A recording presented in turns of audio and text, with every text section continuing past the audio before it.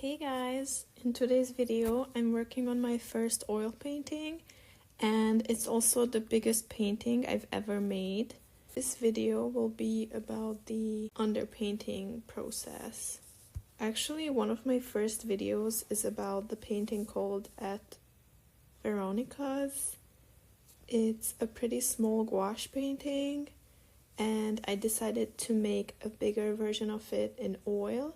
So that's what I'm going to be working on in today's video. I was a bit confused about how to start because I had never painted with oil before this. So I first sketched everything onto the canvas and then I decided on the color of the underpainting, even though I actually just really wanted to start. And then I realized, like, oh my god, there's the underpainting, which I totally forgot about. Anyway, I did some tests and then I ended up choosing the color pink because I wanted the painting to have vibrant and really bright colors. For the first painting session, I was using turpentine and I think I was using a bit too much, but it also smelled so horrible. And I'm doing this in the winter time and it was like -4 degrees, so I had my window open, but it still smelled so horrible. And after like 4 hours I was like, I cannot tolerate this anymore, because I also think that it's like bad for my health.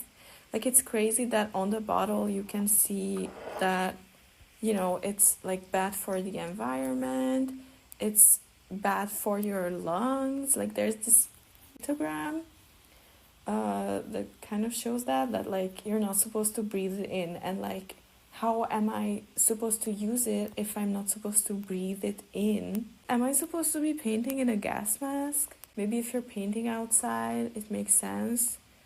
But anyway, then I was like, I need to look for an alternative. And then I went to buy linseed oil, which dries way slower, but it doesn't have a bad smell. I also bought this environmentally friendly brush cleaner liquid, and it doesn't smell at all and works super well.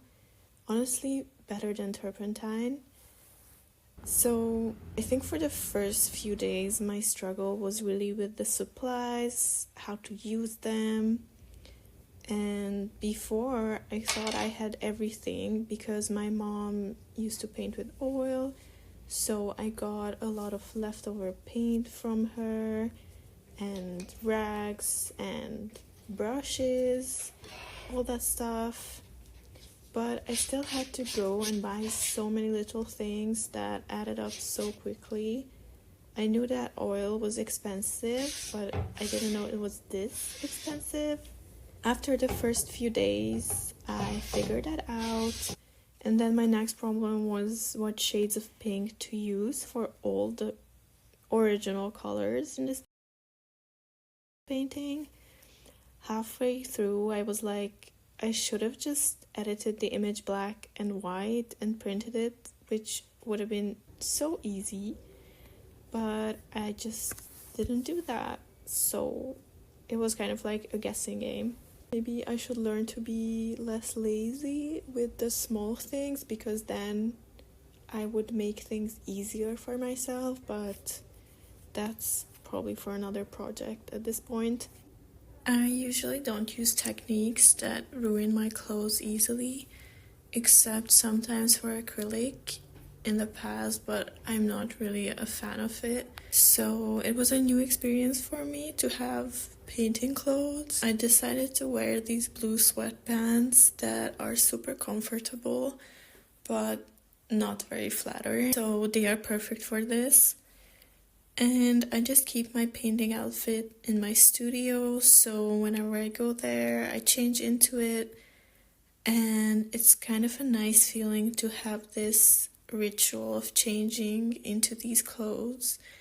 It feels like I'm wearing my work uniform. Then I started running out of red paint, so I used purple instead for the darker areas, which kind of felt illegal. I really was thinking to myself, can I do this? And that sounds so stupid, but it was really my first time creating a proper underpainting, and I was just a bit lost. And I ended up liking the like red and purple together, like at least for the underpainting. I think it added more like depth, but I still had to buy more red paint. I was also having a hard time figuring out where the shadows were. Shadows are really not my best friend in like drawing and painting, and I'm trying to work on that, but it is just so hard for me to know where they are, especially when I'm not painting from real life. It's like the more I think about it, the less sense it makes. But also the point of this painting is not realism, but I still want to have some level of it. The underpainting in itself took me 1 month because I started in the beginning of January, and I wasn't painting full time because I had other things going on, but also I got extremely tired after 4 or 5 hours of painting. I noticed that even if I pushed through that feeling, I became slower and slower as time went on. I felt like I could accomplish more in shorter, separate sessions. So that's where I'm at with this painting now, and my next video will be about adding the original colors, which I'm really excited about. Check out my video about the original painting if you're interested in the story behind it, and thank you so much for watching. Bye!